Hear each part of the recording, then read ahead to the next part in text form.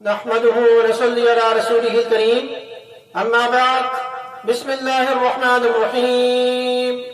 حضرت ابو ہریرہ رضی اللہ عنہ سے روایت ہے کہ نبی اکرم صلی اللہ علیہ وسلم نے ارشاد فرمایا کہ ہر دن کے جس میں بندے صبح کرتے ہیں دو فرشتے نازل ہوتے ہیں، ان میں سے ایک فرشتہ دعا دیتے ہوئے کہتا ہے اے اللہ مال خرچ کرنے والوں کو اس کا بہترین بدلہ عطا فرما، اور دوسرا فرشتہ بددعا دیتے ہوئے کہتا ہے اے اللہ مال کو روک کر رکھنے والوں کے مال کو برباد فرما دے۔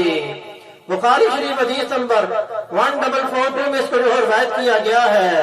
تو اللہ پاک ہمیں زیادہ سے زیادہ مال صدقہ کرنے کی توفیق عطا فرمائیں، سنت نبی صلی اللہ علیہ وسلم اور سنت صحابہ رضوان اللہ تعالی علیہم اجمعین پر عمل کرنے کی توفیق عطا فرمائیں، کہ جس طرح ابو بکر صدیق رضی اللہ عنہ نے اللہ کے راستے میں مال پیش کیا، حضرت عثمان غنی رضی اللہ عنہ نے اللہ کے راستے میں مال پیش کیا۔ تمنا درد دل کی ہے تو کر خدمت فقیروں کی، نہیں ملتا یہ گوہر بادشاہوں کے خزینوں میں۔ اللہ پاک عمل کی توفیق عطا فرمائے۔ وما علینا الا البلاغ المبین۔